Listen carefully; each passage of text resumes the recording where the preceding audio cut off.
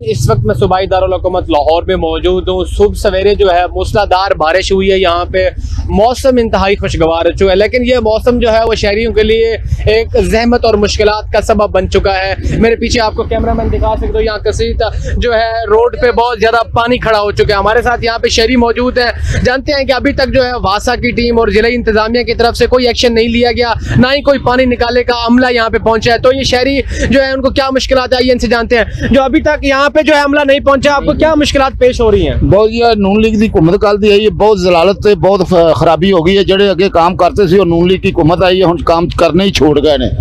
वो कहते हैं हमारी उन चोरों की हुकूमत आई है, हम करते हैं। जी आप बताइएगा, यहाँ पे जो है सुबह सवेरे से पानी जो यहाँ पे खड़ा हो चुका है, लेकिन अभी तक कोई अमला नहीं आया, तो क्या कहना चाहेंगे आप? बस ये जो है वासा वाले वो अभी कोई काम नहीं कर रहे, बिल्कुल जो है काम नहीं हो रहा है। पानी कितनी देर से खड़ा हुआ है और लोग परेशान हो रहे हैं यहाँ पर।